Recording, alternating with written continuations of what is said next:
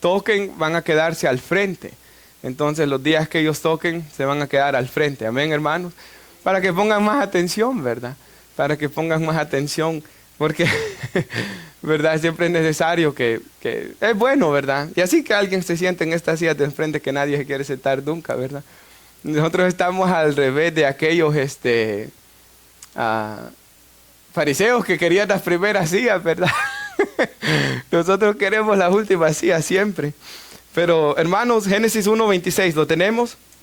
Ahora yo quiero meditar, hermanos, en el hombre, su caída y restauración. Entonces, parte de las enseñanzas, hermanos, que estamos dando para los hermanos que se van a bautizar, el día de hoy no va a ser una predicación, quizás más va a ser una enseñanza, hermanos. Les voy a pedir, quizás hoy que no hagan preguntas, las del viernes sí pueden hacer preguntas, pero yo sí les voy a hacer unas preguntas y quiero de que usted conteste, ¿verdad? Aunque sea un par de preguntas traigo para hacerles. Y en una parte de la predicación quisiera leer algo de este libro, hermanos,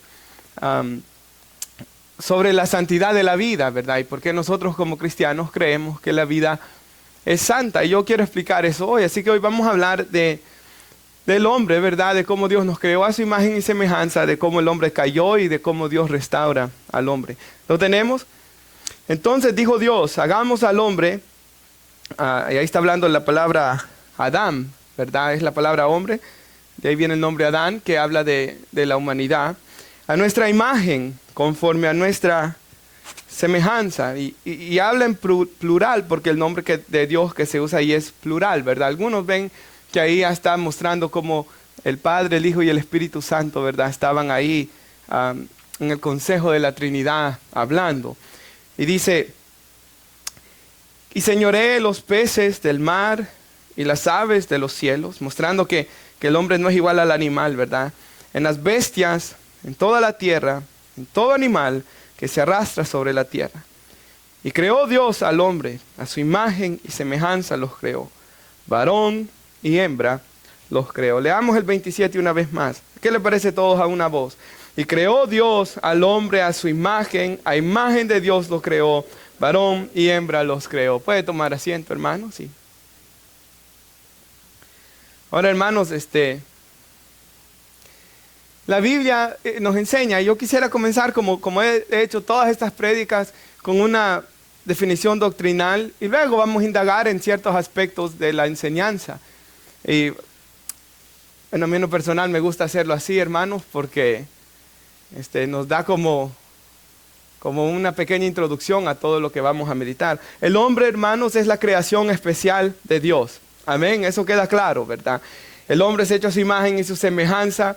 Dios los creó, como leímos aquí, hombre y mujer, como corona de la creación. El hombre es, hermanos, la corona de la creación. Por su propia decisión, el hombre pecó contra Dios. El hombre de su propia voluntad, ¿verdad? Pecó contra Dios. Y trajo el pecado a la raza humana, lo que meditábamos cuando meditábamos sobre Jesús, el Hijo de Dios. ¿Se recuerda? Adán, por el medio de Adán entró el pecado y entró la muerte al mundo. La santidad de la personalidad humana es evidente porque Dios creó al hombre a su imagen y semejanza. Entonces, la vida del hombre es santa, lo que significa la palabra santa que le pertenece a Dios, ¿verdad? Porque Él nos creó a su imagen. Y también vemos que cuánto Dios le da valor a la vida del hombre en que Jesús muriera en la cruz del Calvario por nosotros. Por tanto, cada persona, y esto es muy importante, de cada raza posee absoluta dignidad y es digna de respeto y de amor cristiano. Toda persona en el mundo, todo ser humano ha sido creado a imagen y semejanza de Dios y por tanto es digno de respeto y del amor cristiano. Que todo cristiano le respete y que todo cristiano pueda mostrar el amor de que la Biblia nos llama a nosotros a tener. Ahora, ¿qué significa, hermanos? O yo no sé qué piensa usted cuando somos hechos a imagen y semejanza de Dios. Porque yo me recuerdo que una vez me dijeron a alguien, bueno, yo estaba bien, bueno, fue en el funeral de hermanos de la hermana Yanira que alguien le dijo a otro hombre, yo estaba atrás, vos sí que sos feo, le dijo. Y el otro viene y una señora le dice, no le digas que es feo porque él fue hecho a la imagen y semejanza de Dios. Pero la Biblia no está hablando de eso, ¿verdad? Porque Dios es espíritu, hermanos.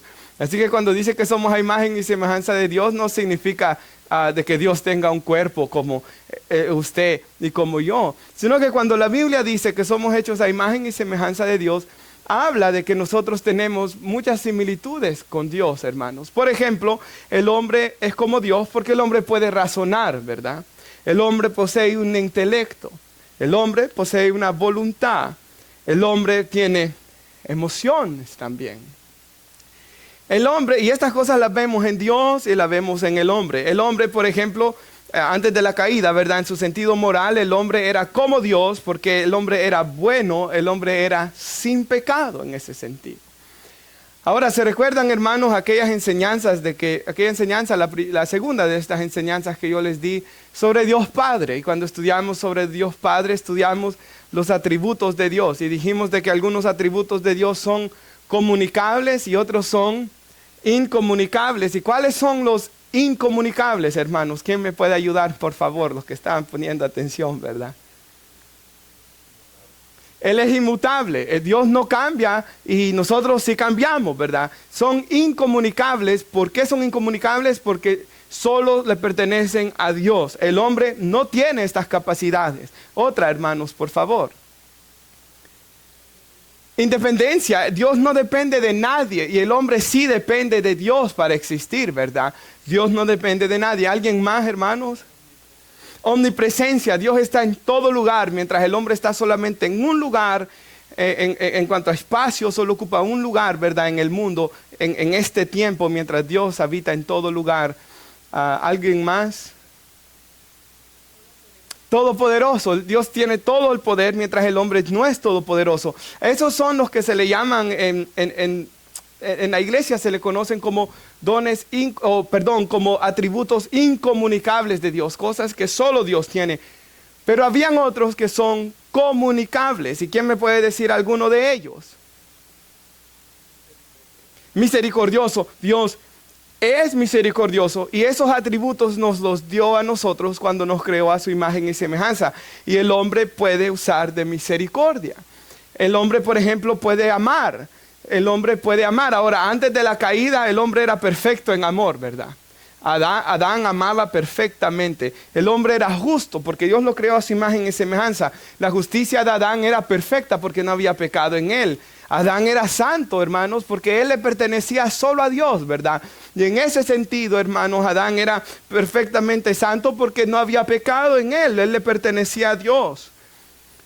Después de la caída, ya el hombre, ¿verdad? Siempre esa imagen y semejanza de Dios, pero esa imagen se deterioró, hermanos. Fue manchada por el pecado, por así decirlo. Entonces el hombre siempre ama al hombre, ¿verdad? El hombre que no es cristiano ama a sus hijos. El hombre cristiano también ama a sus hijos, pero nuestro amor es imperfecto. El hombre del mundo, ¿verdad? A veces trata de hacer justicia, pero hay veces que no hace justicia porque su justicia es imperfecta. Entonces Dios, hermanos, cuando nos hizo su imagen y semejanza, eso significa que Él nos dio sus atributos comunicables. Por eso se le llaman así, ¿verdad? El hombre puede amar, el hombre puede hacer justicia, por eso tenemos leyes, por eso tenemos jueces, ¿verdad? Hay muchas facultades que el hombre tiene de que el animal no la tiene, ¿verdad? Usted no ve los animales que van ante un juez. Usted no ve los animales que van a crear un barco, ¿verdad? Solo en las caricaturas. Porque el animal, por ejemplo, para un ateo, un hombre con una vaca vienen siendo lo mismo, ¿verdad? Porque ¿qué hace a un hombre más especial que una vaca? O de un mono, ¿verdad? ¿Qué hace más especial a un mono que a un hombre? ¿Y qué tal si yo salgo de aquí, verdad? Yo sé que a algunos les gusta cazar y voy y le pego un balazo a un venado. ¿Me van a meter a la cárcel por eso? No, porque el venado sabemos que no vale lo que el hombre vale. Dios le dijo al ser humano que fuera a matar vacas y que comiera de ellas, ¿verdad? Y todo eso, hermanos. Entonces nosotros entendemos, ¿verdad? De que el hombre, la vida del hombre es santa. Dios la da y Dios la quita. Yo no puedo quitarle la vida a nadie, ni a mí mismo, hermanos, por cierto. Yo no me la puedo venir a quitar, porque mi vida es santa. Su vida es santa porque Dios nos la dio. Para el ateo no, ¿verdad? Para el ateo, si Dios no existiera, entonces ¿qué hace al hombre especial? Si Dios no existiera, ¿quién dice que robar es malo? como está el mundo hoy, ¿verdad? Para ti es malo, esa es tu opinión. Para mi opinión, robar es bueno. Y como Dios no existe, ¿verdad? Y como no hay ley, y como no hay nadie a quien le voy a rendir cuentas, para mí robar es bueno. Entonces le voy a ir a robar a todos la cartera, ¿verdad? A las hermanas, y voy a salir huyendo. Y si alguien me dice, pastor, lo que usted está haciendo mal, ¿verdad? Un ateo le dice alguien a un ateo, lo que usted está haciendo mal, para usted es mal, para mí esto no está mal, ¿verdad? Porque no hay una moral fija para el ateo. Para el ateo el hombre no es más que un animal, pero para nosotros el hombre sí, ¿verdad? El hombre y la mujer es especial, su vida es santa. Para nosotros robar es malo. ¿Por qué? Porque Dios escribió que robar es malo en nuestras mentes, en nuestras conciencias, dice la Biblia. Y Dios lo escribió en su ley. Y nosotros entendemos que no es lo mismo, ¿verdad? Ir a matar una vaca para después comernos una hamburguesa bien rica, ¿verdad? O carne asada, hermanos. Porque a veces no sé si usted piensa eso, pero cuando está ahí comiendo carne, ¿verdad? Alguien mató una vaca para que comiéramos esa carne rica, ¿verdad, hermanos? Entonces no es lo mismo eso a un ser humano. Porque el ser humano, a diferencia del resto de la creación, fue creado a la imagen y semejanza de Dios. Aunque la imagen de Dios en nosotros se ha deteriorado, me cuesta decir esa palabra, deteriorado, hermanos. Todavía la tenemos. Y yo quiero usar Génesis 9:6, por favor, en las pantallas. Y gracias, hermana, por ponerlo. Porque este Génesis 9, recuerde, ya cayó el hombre, ¿verdad? El hombre ya pecó. Ya, hermanos, pasó el diluvio y Dios comienza a tratar con Noé, con sus 3 hijos y con las esposas, la esposa de Noé y la esposa de sus hijos. Hay 8 personas en el mundo, 4 hombres, 4 mujeres, y Dios les dice, el que derrame sangre de hombre, por el hombre su sangre será derramada, porque a imagen de Dios hizo él al hombre. Entonces Dios da la razón aquí, ¿verdad? Luego Dios, esto fue antes de Moisés, por cierto, esto no es la ley de Moisés, esto es antes de Moisés. Luego cuando Dios reina sobre Israel, ¿verdad? Él le da el estatuto a Israel de lo mismo, el que derrame sangre de hombre, su sangre debe ser derramada. ¿Por qué? Porque la vida del hombre es santa, porque Dios lo creó a su imagen y semejanza, hermanos. Ahora, de aquí es, hermanos, lo que se han escrito quizás hasta libros sobre esto. Cuando pecamos contra alguien, la razón por la que estamos no solo pecando contra esa persona, pero contra Dios, mintiendo de alguien, por ejemplo, es porque esa persona fue creada a imagen y semejanza de Dios, ¿verdad? Por eso no dirás falso testimonio contra tu prójimo, dice la Biblia, ¿verdad? No porque él es una buena persona o mala persona, sino no dirás falso testimonio contra tu prójimo porque esa persona fue creado a imagen y semejanza de Dios. Amén, hermanos. Espero que esté quedando esta parte clara, ¿verdad? El hombre es más especial que el animal. Con eso no estoy diciendo, ¿verdad?, de que vaya a matarle el perro a alguien, ¿verdad? No. O le vaya a matar la vaca a una persona. Allá en nuestro país es que hay vacas, ¿verdad? No, porque le pertenece. Darío tiene vacas. Yo no puedo ir a El Salvador y irle a matar una de su ganado. No, porque es de él. Sería robarle a él. Pero si es una de mis vacas, de mi ganado, yo la puedo matar, ¿verdad? Pero yo no puedo quitarle la vida a nadie. Y ahí quizás podríamos ver el problema de cuando una mujer dice, es mi cuerpo, dice ella, ¿verdad? Y voy a quitarle la vida a este ser porque es mi cuerpo, pero dentro de ese cuerpo suyo hay un ser que no es usted. Porque yo no soy mi mamá. Mi mamá es mi mamá y yo soy una persona diferente a mi mamá, ¿verdad, hermanos?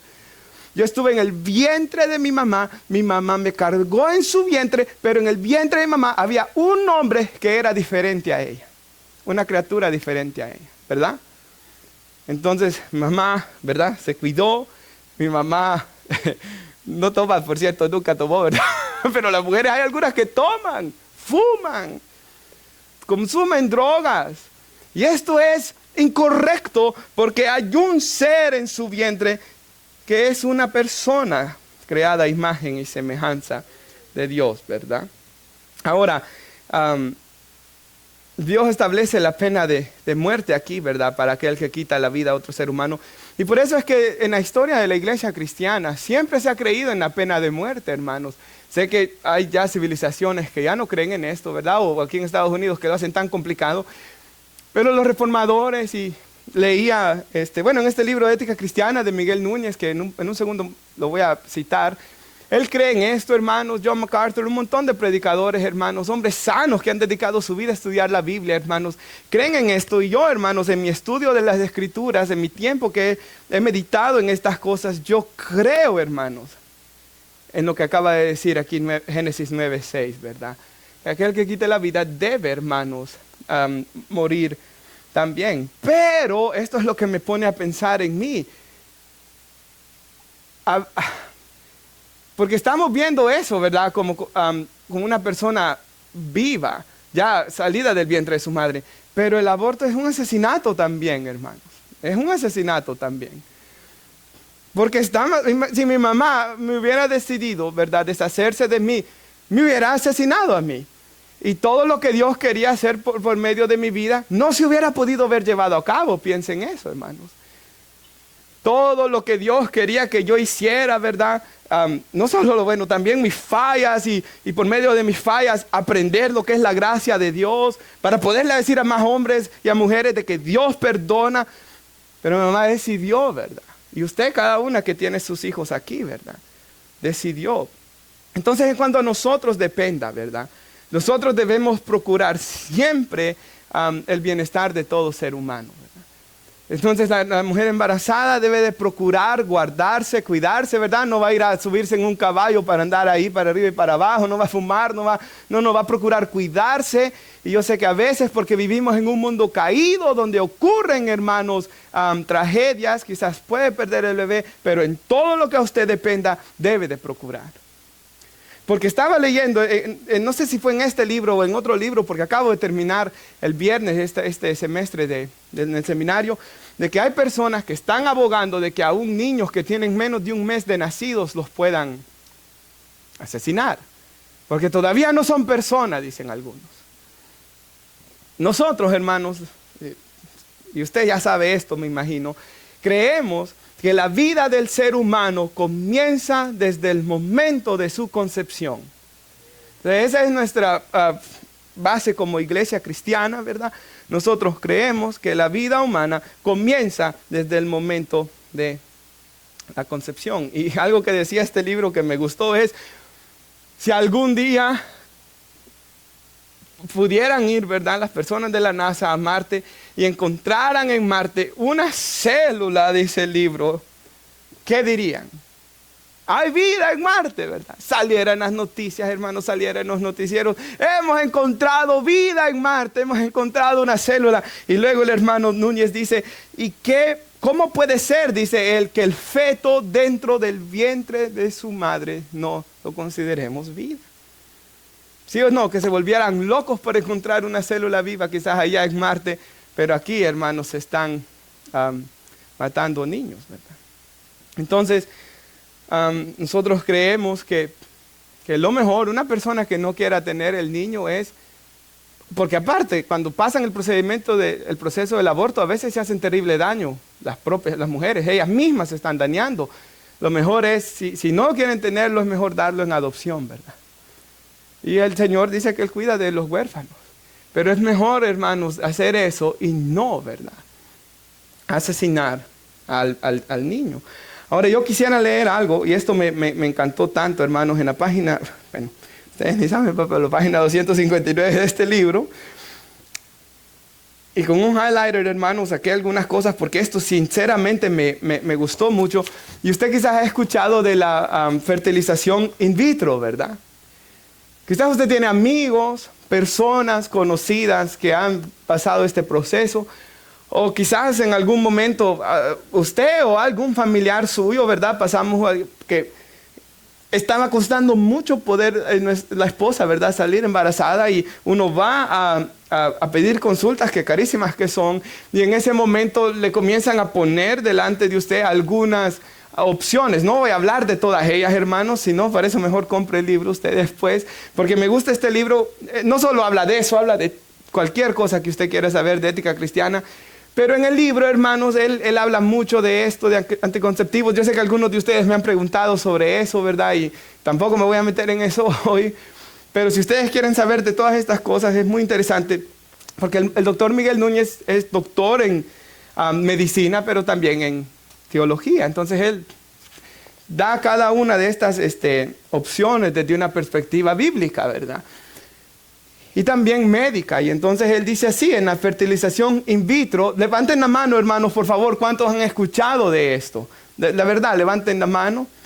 Hay algunos, ¿verdad? Si no, se lo voy a explicar un poquito yo. En la fertilización in vitro, esta se produce, dice, fuera del organismo de la mujer, del cérvix o del intraútero, dice él.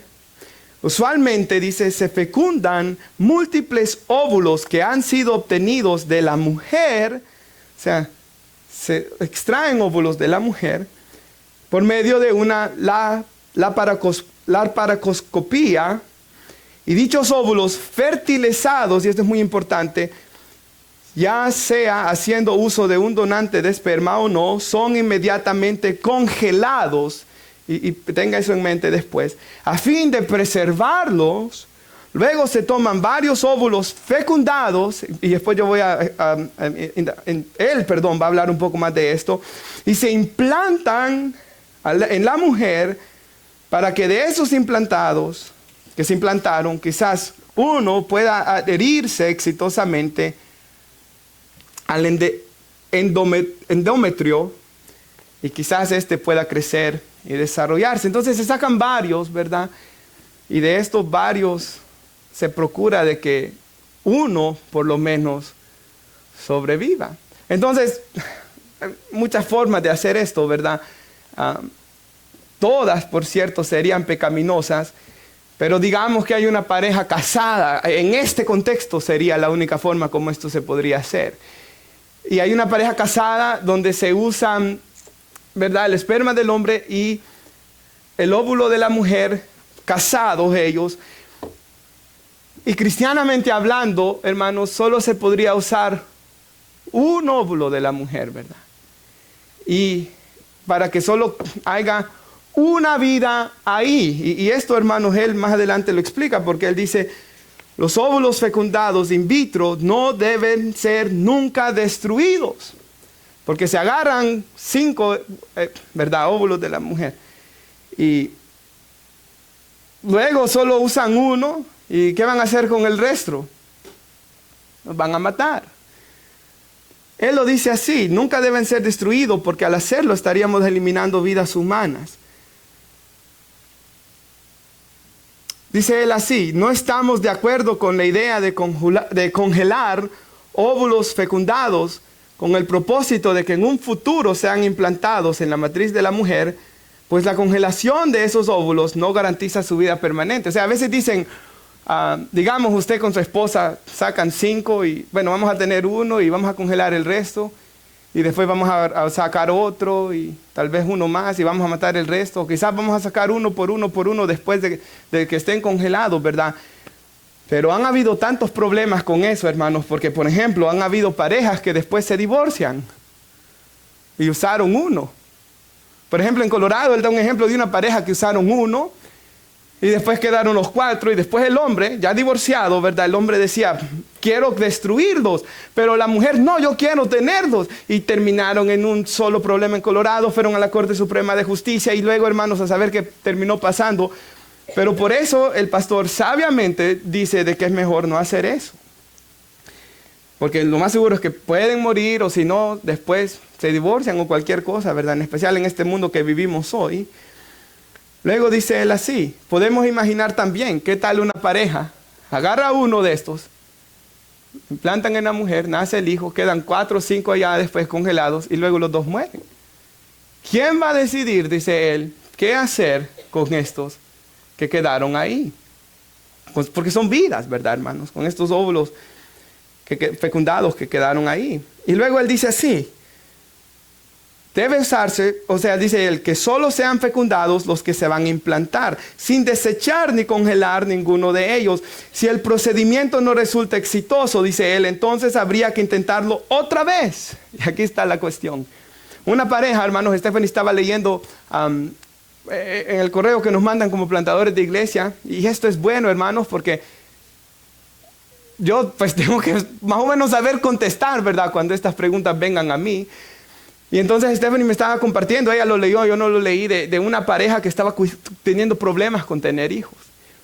Y entonces le dieron la opción de poder fertilizar, ¿verdad? Fecundar muchos óvulos. Y ellos indagaron sobre el proceso y ellos dijeron no.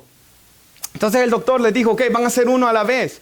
Pero si este uno no funciona, ¿verdad? Si no funciona, van a tener que gastar todo el dinero otra vez. Y ellos dijeron, preferimos gastar todo el dinero otra vez que congelar 4 ahí y no usarlos todos, ¿verdad? O que se mueran por ser congelados.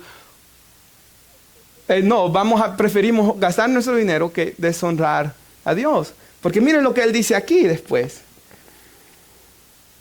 Si el procedimiento no resulta exitoso, entonces habría que intentarlo otra vez, lo cual cuesta mucho dinero, dice él. Y es por ello que la gente no quiere tener que volver a pagar por el procedimiento nuevamente. Y aquí lo que él dice es tan sabio, porque él dice así, pero como siempre hemos dicho, el dinero, oiga esto, no debe ser el factor que determine nuestras decisiones. Yo no debo de tomar decisiones basadas en el dinero, hermanos. Cada vez que un cristiano toma una decisión de cualquier tipo donde el dinero fue el factor determinante, en ese momento el dinero pasó a ser su Dios, dice él. El dinero fue el Dios, ¿verdad?, que lo llevó a tomar esa decisión. Y este principio, dice él, es el que hemos enseñado en nuestra iglesia. Desde que comenzamos, el dinero nunca, dice él, puede tomar la decisión. Y yo pensaba al leer esto, ¿cuántas veces las personas cuando toman una decisión no vienen, Señor, en oración, ¿es tu voluntad que yo haga esto? ¿Esto que yo estoy haciendo es tu voluntad? ¿Va de acuerdo a tu palabra lo que yo estoy haciendo? No, muchas veces la gente cuando toma una decisión, lo único que está pensando es el dinero.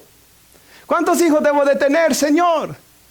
Pues mi dinero, ¿verdad? ¿Cuánto dinero tengo? En vez de, Señor, ¿cuántos hijos es tu voluntad que yo tenga?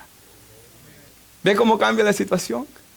Señor, tú conoces mi vida, tú conoces mis ocupaciones, tú conoces todo lo que yo tengo por delante. Señor, ¿cuántos hijos es tu voluntad? Y no tomar mi decisión basada en el dinero, porque en ese momento el dinero es mi Dios, ¿verdad?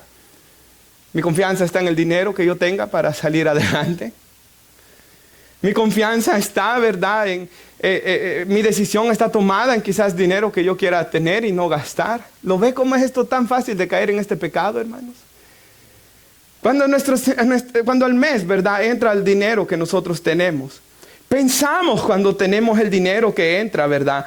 Señor, ¿cómo quieres tú que invierta este dinero? ¿Cómo puedo honrarte invirtiendo este dinero? O ni tomamos en cuenta a Dios ni su palabra y gastamos el dinero en lo que queremos, como queremos, o se guarda. En ese momento el dinero es su Dios. Es su Dios. Así que no podemos pensar así. Porque no podemos tomar decisiones basadas en el dinero. Mis decisiones deben estar basadas en la palabra de Dios. Mis decisiones deben estar basadas en el Espíritu Santo y en lo que nuestro Dios quiera de nosotros. Ahora, hermanos, con esa introducción, no, hermanos, ya pasé el primer punto, ahora son 3. Con esa introducción, ¿verdad?, queda claro que la vida del ser humano es santa, ¿verdad? Santa. Esa persona que está allá a la par suya, esa persona es santa. Y en muchos casos es doblemente santa, por así decirlo. Su vida es santa porque Dios le da el respirar. Dios lo trajo a este mundo, Dios lo va a sacar cuando Él decida. 1, 2, su vida es santa porque muchos de los que estamos aquí hemos sido comprados, redimidos, lavados con la sangre preciosa del Cordero. Su vida es santa, hermanos. Ahora, si puede poner nuestra hermana Génesis 6:5, y aquí vamos a ver cómo la imagen de Dios en el hombre ha sido deteriorada. Me cuesta mucho decir eso, ¿verdad, hermanos? Hay un deterioro en la imagen del hombre, de Dios, en el hombre. Entonces siempre somos la imagen y semejanza de Dios, ¿verdad? Quedó claro en Génesis 9. Pero ya no como antes, porque hoy ya mi amor no es perfecto, mi amor es malo. Jesús dice que nosotros siendo malos damos buenas cosas a nuestros hijos. Porque yo sigo en este mundo caído, hermanos, mi amor no puede ser perfecto. Y sí, yo oro que usted y yo seamos transformados a la imagen de Cristo y vayamos mejorando cada vez más, ¿verdad, hermanos? Pero la perfección no la podemos lograr acá. Y mire lo que dice Génesis. El Señor vio que era mucha la maldad de los hombres en la tierra. Y sigue diciendo que la intención de los pensamientos de su corazón, y ahí téngalo, hermana, era solo siempre el mal. Entonces, el corazón del hombre, que luego dice Jeremías 17:9, es engañoso y perverso, ¿verdad, hermanos? La intención del corazón del hombre era solo hacia el mal. Solo hacia el egoísmo. Entonces el pecado, aquí vemos de que aquella imagen santa, preciosa de Dios en el hombre se comenzó a destruir, ¿verdad? Y el hombre comenzó a aprovecharse de su prójimo, a hacer el mal a su prójimo. Y entonces ya llegamos a la sociedad en la que nos encontramos hoy, ¿verdad? Ahora, hermanos, algo muy interesante es que en el Génesis, ¿verdad? Vemos, si va ahí a Génesis 3, por favor, conmigo, al versículo 17. En Génesis vemos que la relación que tiene el hombre, primero, con Dios es dañada. El hombre sufre, hermanos, yo voy a hablar de 3 relaciones del hombre, de que sufrieron terriblemente un daño por causa del pecado. Y la primera relación de la que yo quiero hablar hoy es de la relación del hombre con su creador, porque Dios le dijo a Adán, si tú comes del fruto de ese árbol, ciertamente morirás. Y el hombre, hermanos, nace espiritualmente muerto para su creador. Entonces, cuando el ser humano nace en este mundo, ¿verdad? Nacemos espiritualmente muertos. No nacemos con una relación con el Dios vivo, sino que, hermanos, nacemos lejos de Dios por causa del pecado. No nos podemos relacionar con Dios. Y como usted ve que el hombre nomás pecó, huyó de Dios y se fue a esconder, todos nosotros hemos hecho lo mismo, ¿verdad? Se nos ofrece venir a Cristo, que se nos perdone nuestros pecados y nosotros nos endurecíamos. ¿Por qué? Por causa de nuestra maldad y que nuestra relación con Dios había sido destruida por el pecado. Por eso dice la Biblia que nosotros éramos, en Romanos 5 dice que éramos enemigos de Dios. Así es como nos describe la Biblia. Muertos en delitos y pecados.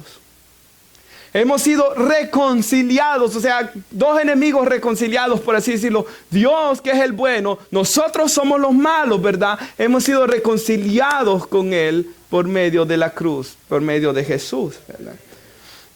Entonces, la relación del hombre con su creador fue dañada por el pecado.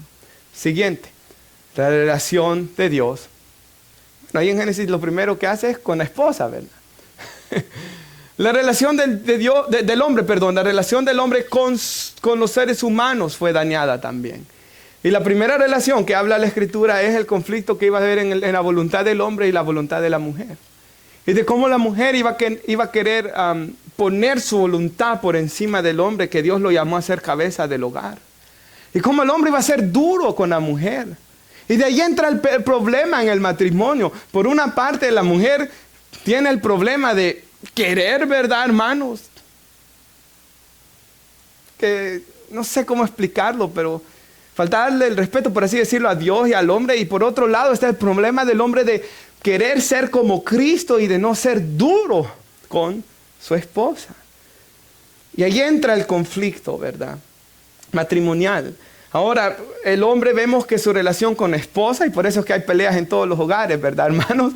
El conflicto en el matrimonio entra, el conflicto a veces entre propios hermanos, entre parientes, entre gente de la misma nación. El ser humano todo el tiempo es conflictivo. En todo lugar donde hayan personas va a haber conflicto.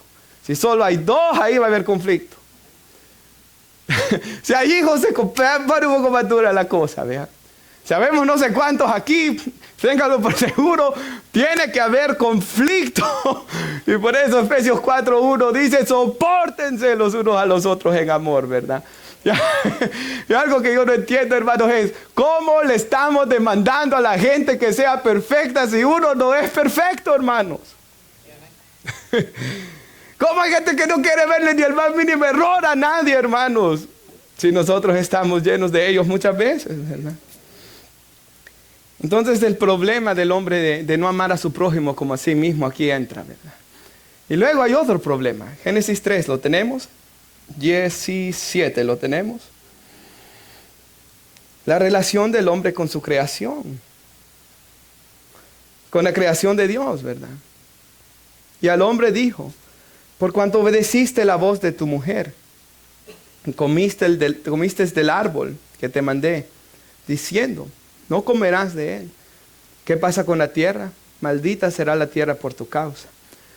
Con dolor comerás de ella todos los días de tu vida. Espinos, cardos te producirá y comerás plantas del campo. Con el sudor de tu rostro comerás el pan hasta que vuelvas a la tierra, porque de ella fuiste tomado, pues polvo eres y al polvo volverás. Aquí, ¿qué es lo que vemos, hermanos? La relación del hombre con respecto a la creación, la tierra ahora está en contra del hombre, vea. La tierra está en contra del hombre. El hombre tiene que sudar, hay espinos, la tierra está en contra del hombre. Y otra cosa muy interesante es, lo frustra. Y otra cosa muy interesante es, dice que va a volver a ella, o sea, la tierra lo va a tragar otra vez, por así decirlo. Y va a morir en la tierra uno. Por causa del pecado todo esto sucedió. Y por eso es que vemos tantos problemas, terremotos, ¿verdad? Tantas cosas que ocurren en desastres naturales en este mundo por causa del pecado. Yo estaba escuchando algo que, no sé si ustedes han escuchado de este hombre que se llama Russell Brand. Espero que no. Este hombre Russell Brand era bien famoso, hermanos, cuando yo era un adolescente, quizás, como, no sé si la edad de Josué o algo por ahí. Comenzó a hacerse un poco famoso, comenzó a escucharse él en la escuela porque le gustaba como fumar, porque le andaba el pelo largo, hermanos, porque andaba con mujeres, porque andaba sin camisa. Y yo no sé por qué a la gente le gustaba sobre él. Yo nunca directamente, ¿verdad?, que me senté a escuchar algo de él, sino que escuchaba de él por otras personas. El hombre es inglés. Es inglés, ¿verdad?, de Inglaterra. Entonces, desde entonces yo nunca volví a escuchar de él, solo cuando estaba en la escuela que escuché un poco de él. Pero hace poco Cristian me estaba diciendo de que el hombre se había convertido al evangelio. Y como nuestros teléfonos escuchan todo lo que hablamos, ¿verdad? Porque da miedo eso, ¿verdad, hermanos? Usted habla de algo y luego el ad que le aparece es, compra esto. No, necesito una nueva máquina de aire acondicionado. Ahí me está escuchando, hermanos. Ya va a ver que me va a sacar máquinas de aire acondicionado. Entonces me saca un video de Russell Brand, hermanos, YouTube. Y lo que me llamó la atención es las palabras que este hombre dijo. Y él estaba hablando que había venido a Cristo, ¿verdad? Yo no sé si él de verdad ha venido a Cristo. Yo no sé si él no ha venido a Cristo, hermanos. Pero él dijo algo que me impactó. Y él dijo esto. Yo quiero hablar, dice él, de mi adicción a las drogas. Y él dice así, yo quiero hablar de mi adicción a la heroína, dice él. Y él dice estas palabras, yo estaba adicto a la heroína porque ella me quitaba la ansiedad, dice él. La traducción es mía, ¿verdad? Yo me puse a traducir lo que él decía. Me quitaba mis dudas, me quitaba cuando yo estaba, ¿verdad?, con la droga, endrogado, ¿verdad?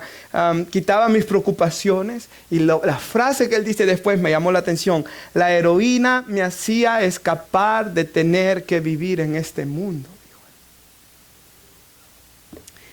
Y de tener que vivir en este cuerpo. Y eso, hermanos, sí me llamó la atención. Porque lo que este hombre estaba diciendo es, porque mi relación, en esa parte no la dijo, pero mi relación con Dios está tan mal.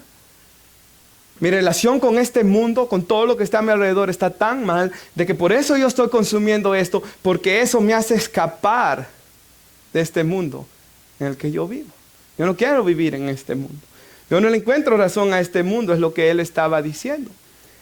Y algo que el hermano dice aquí en este libro también es que muchas veces las personas, ¿verdad?, cuando practican ciertos vicios, si usted ve el hombre a veces cuando está bien triste, lo que hace es ir a tomar, a emborracharse, porque de alguna forma quiere escapar, ¿verdad? Quiere olvidarse, quiere, como este hombre, ¿verdad?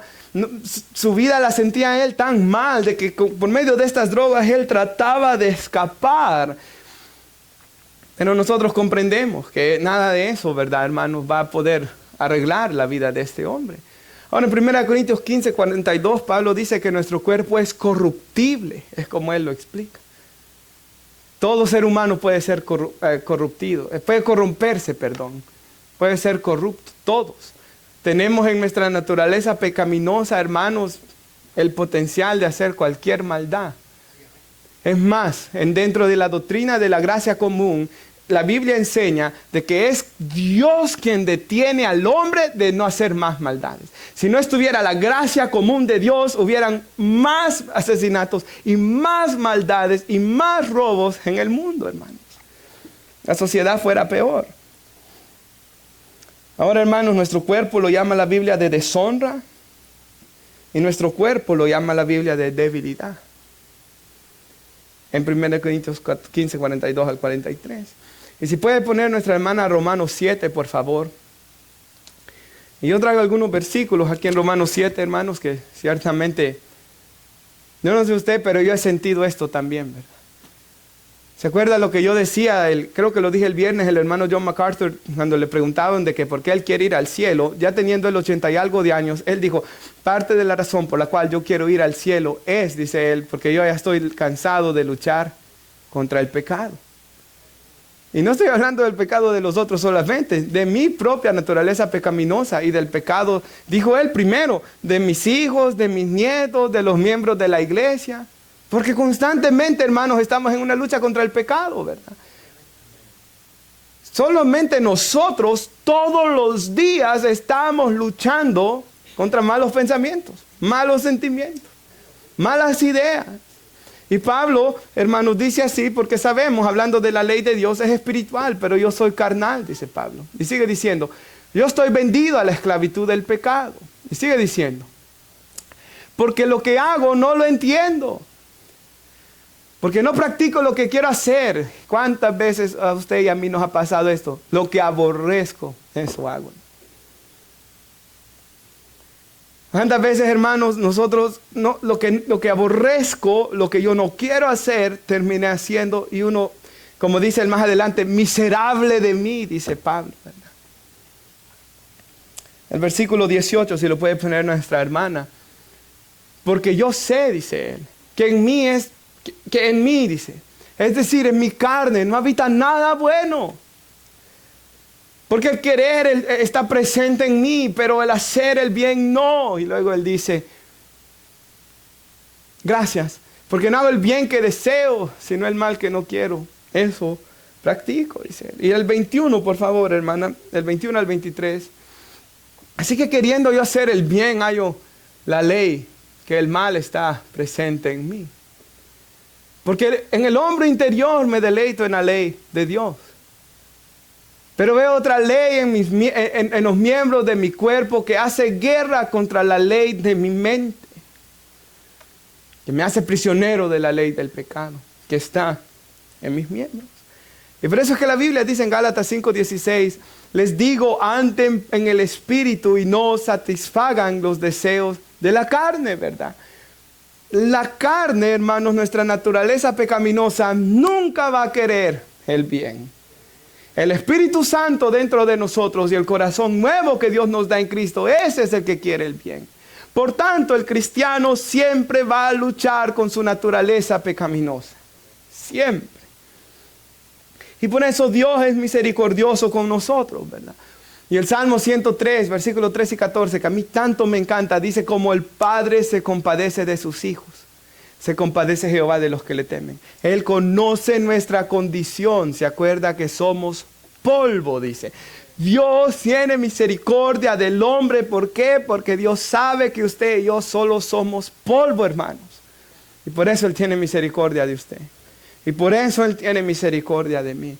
Y por eso es que el Hijo dice en la Biblia, abogado tenemos para con el Padre, si alguno hubiera pecado, a Jesucristo el justo. Y por eso es que Dios nos da perdón. Y por eso es que Dios nos da el poder confesar nuestros pecados, ¿verdad? Hermanos, en Romanos 8:13 dice la Biblia así, que por medio del Espíritu Santo yo debo de hacer morir el pecado. Porque como dijo un siervo de Dios que vivió hace muchos años atrás, si tú no matas el pecado te va a matar a ti, dice. Hermanos, yo no sé qué usted lucha, qué es lo que a usted lo hace pecar. Espero que no tenga adicciones, pero si tiene... ¿Se acuerda lo que yo conté en el campamento? Que habían 3 hermanos que eran miembros de una iglesia. Que dentro de la iglesia todos los respetaban.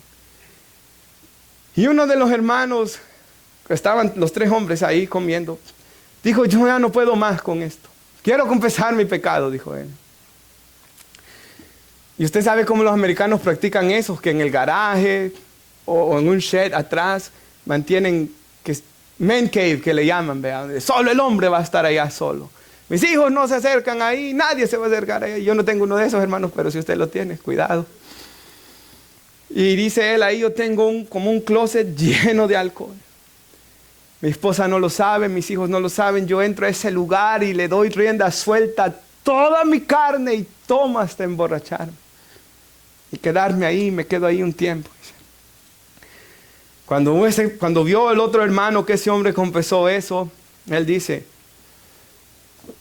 los que estuvieron en el campamento ya les arruiné, ¿verdad? La historia. Pero dice él, hermano, ya que veo que confiesas tu pecado, yo voy a confesar mi pecado también. Yo tengo un pecado con una lujuria.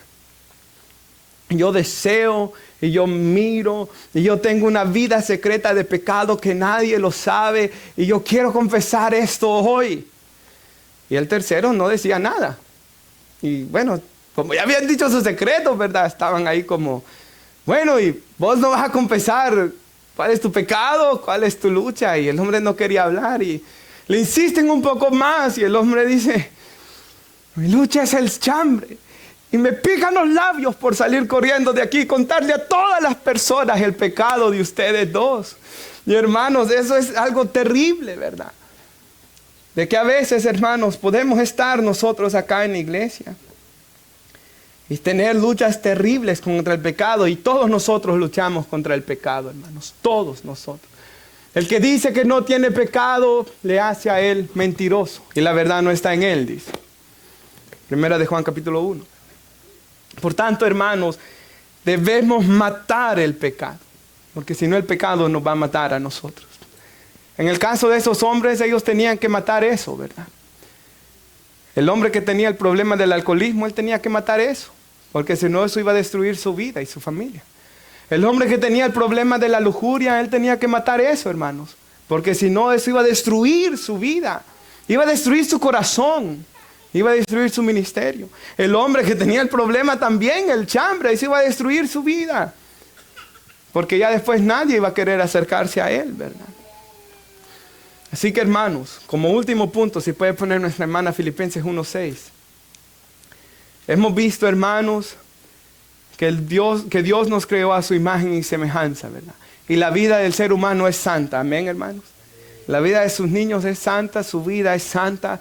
Usted no puede atentar contra su propia vida, hermanos. Usted no puede atentar contra la vida de nadie, ni pecar, hermanos, contra alguien en ese sentido, ¿verdad? Cuando pecamos contra alguien debemos pedir perdón a la persona y pedir perdón a Dios, porque la imagen de Dios fue creado, ¿verdad?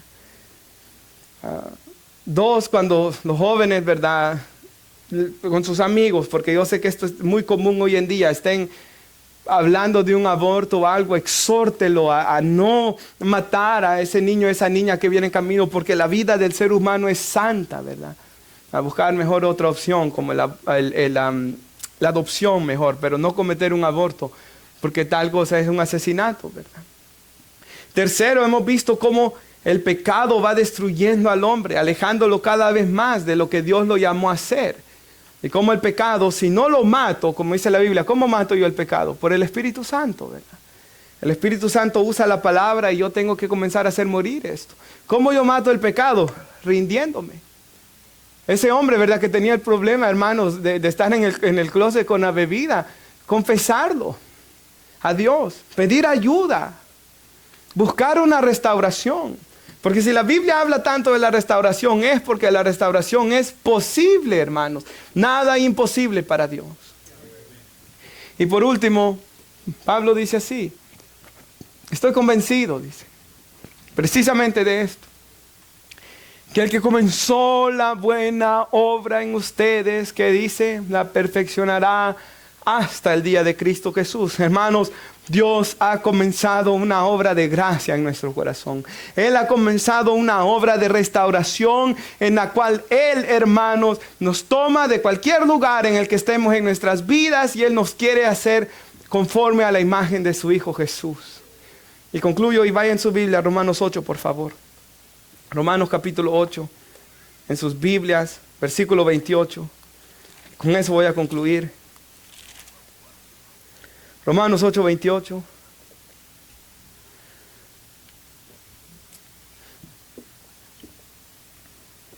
Ahora, hermanos, si se recuerdan cuando estábamos en la predicación del campamento, yo citaba 1 de Pedro 1:14, donde dice, no se conformen a los deseos que antes tenían en su ignorancia.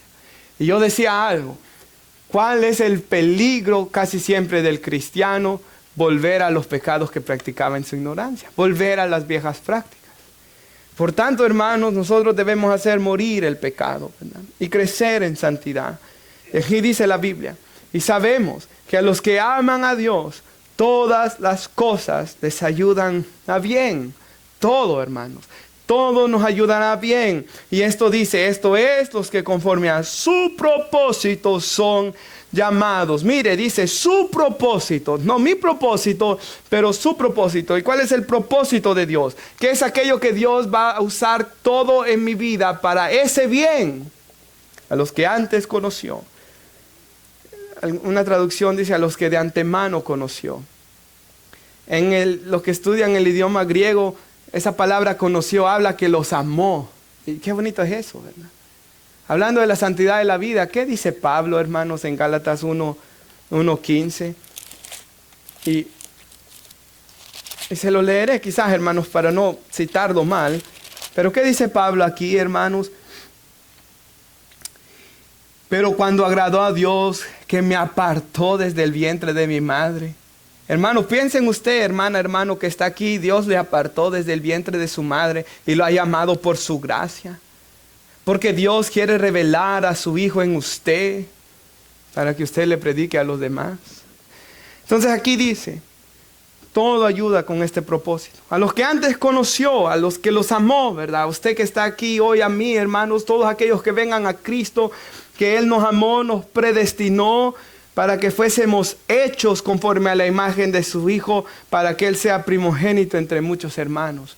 Y a mí me encanta esto, porque yo me pongo a pensar en mi vida y quizás tomaría la vida de alguno de ustedes, ¿verdad? Digamos que el destino eterno que Dios tiene para la vida de cada uno de los que estamos aquí es hacernos como su Hijo Jesús. Y por eso nunca nos sentimos bien en el pecado, ¿verdad? Siempre había un vacío, siempre había una frustración que el pecado produce, pero en nuestro interior sabíamos que había algo mejor para nuestras vidas y eso mejor es que Él nos transforme a la imagen de su Hijo. Yo siempre digo, hermanos, todos nosotros fuéramos muchísimo peores personas si no fuera por la gracia de Dios. Nuestros matrimonios estuvieran muchísimo peor y nuestra forma de criar a nuestros hijos fuera horrible si no fuera por la gracia de Dios sobre nuestras vidas. Él es el primogénito entre muchos hermanos. Eso es lo que Dios quiere, hacernos conforme a su Hijo. A los que predestinó, a estos también llamó. Y recuerda, hermano, que está aquí el día que Dios lo llamó a venir a salvación. El día que usted estaba sentado en un culto y el Espíritu Santo lo llamó y usted dijo, yo vengo a los pies de Jesús. A los que llamó, justificó, ese día Él nos perdonó de nuestros pecados. Y todo está en pasado, ¿verdad? A estos también glorificó, dando por seguro que a los que conoció, predestinó, llamó, justificó, también Él los va a glorificar, ¿verdad? ¿Qué pues diremos a esto? Y a mí me encanta esto, hermanos. Y no solo a lo que yo acabo de decir, pero a todo lo que Él ha dicho en los 8 capítulos. ¿Qué diremos a esto? Si Dios es por nosotros, ¿quién contra nosotros? Dice Él. O sea, Él alaba a Dios, ¿verdad? Dios es por mí. ¿Qué dice Jesús? Ustedes son malos y les dan buenas cosas a sus hijos. O sea, ustedes son malos y tienen buenos planes para sus hijos. Yo soy malo y quiero algo bueno para ellos. ¿Cuánto nomás mi Padre va a dar buenas dádivas a los que se lo pidan? Dice. O sea, mi Padre quiere darle buenas cosas. ¿Por qué? El 32. Y qué bonito dice esta conexión aquí ahorita, ¿verdad? Él no se reservó, no escatimó a su propio Hijo. Él lo entregó por todos nosotros. ¿Cómo no nos dará también todas las demás cosas? ¿Qué hay que Dios tenga para nuestras vidas que Él no nos quiera dar? Él nos dará todo lo que obre para el bien de hacerme más como Jesús. ¿Quién acusará a los escogidos de Dios? Él es el que justifica. Porque el diablo es acusador, ¿verdad? Pero ¿quién podrá acusar a aquellos por los cuales Cristo ya derramó su sangre? ¿Quién podrá acusar de pecado a alguien que ya confesó su pecado delante de Dios y el Señor lo perdonó? Dice el 34. ¿Quién condenará? Cristo murió, hermanos, por nosotros. Por eso nadie nos puede condenar. Cristo resucitó. ¿Y Él está ¿dónde? A la diestra de Dios. ¿Qué es lo que hace ahí Jesús? Intercede por nosotros. Y lo que Pablo sigue diciendo es: porque yo sé que Jesús está a la diestra del Padre, nada me separará del amor de Cristo. El 35. ¿Quién me separará del amor de Cristo? Y aquí él habla de los problemas que él pasaba. Yo no sé usted qué problemas esté pasando. Pero él habla de tribulación, angustia, persecución, hambre, desnudez, peligro o espada. En el 37 dice él: antes en todas estas cosas que yo haya padecido, soy más que vencedor por medio de aquel que me amó, dice Pablo. Es que el problema es este, hermanos. Y yo lo digo, el problema mío, y yo creo que tal vez es suyo también, y de los seres humanos, es que a veces leemos aquí: Dios me amó, pero como que no lo creemos de verdad, ¿ya? O sea, yo estoy leyendo que Él me amó, que Él dio a su Hijo por mí, que nadie me puede condenar, que Él me ama así, que Él tiene un plan de vida así. Si yo de verdad creo esto, hermanos, se muere la ansiedad. Si yo de verdad creo esto, hermanos, va a haber paz. Si yo de verdad creo esto, va a haber gozo en mi corazón, hermanos. Si yo de verdad creo esto, no voy a necesitar la heroína que necesitaba Russell Brand antes. Eso es lo que él estaba diciendo en esa entrevista. Yo no necesito esto, porque en Jesús he encontrado paz, es lo que él dice en esa entrevista. Por lo cual estoy seguro, dice el 38, que ni la muerte, ni la vida, ni ángeles, póngase a pensar en eso. Yo he dicho eso tan rápido tantas veces.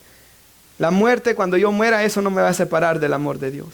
Esta vida no me va a separar del amor de Dios. Ángeles, principados, ahí hay demonios, potestades, lo que sea, cosas del presente, de lo porvenir, cosas altas, profundas, ninguna otra cosa creada, dice él. Usted es una cosa creada, nada me podrá separar del amor de Dios que es en Cristo Jesús, Señor nuestro. Nos ponemos de pie, hermanos. Entonces vemos el pecado del hombre, ¿verdad? Dios nos creó a imagen y semejanza. El hombre va perdiendo esto, pero luego Dios nos restaura. Él tiene misericordia de nosotros. Él sabe la condición en la que estamos. Y Él nos comienza a levantar para hacernos conforme a la imagen de Cristo. Oramos, hermanos, y demos gracias a Dios por lo que Él ha hecho en nuestras vidas.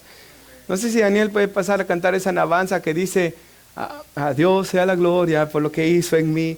Y demos gracias a Dios, hermanos, por lo que Él ha hecho en nuestras vidas, de salvarnos, de perdonarnos, de santificarnos.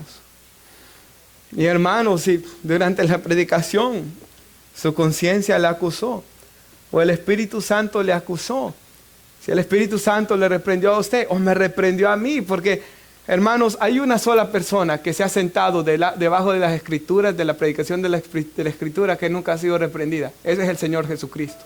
De ahí todos nosotros somos reprendidos, hermanos. Y el problema del hombre cuando es reprendido es enorgullecerse. No, si he sido reprendido, me postro a sus pies, me arrepiento. Él me ama, dice aquí. Él es fiel y justo para perdonarme. Jesús es mi abogado. Él está a la diestra del Padre. ¿Para qué querer endurecerme, hermanos? Si algo me ofende de la predicación de la palabra, dijo un siervo de Dios, el problema no está en la Biblia, el problema está en mí, dice él. Y es cierto. Si la predicación de la palabra me ofende, el problema no está en Dios ni en su palabra, el problema está aquí, hermano. Por tanto, oremos al Dios que nos ama, al Dios que nos redimió, al Dios que nos compró con su sangre, y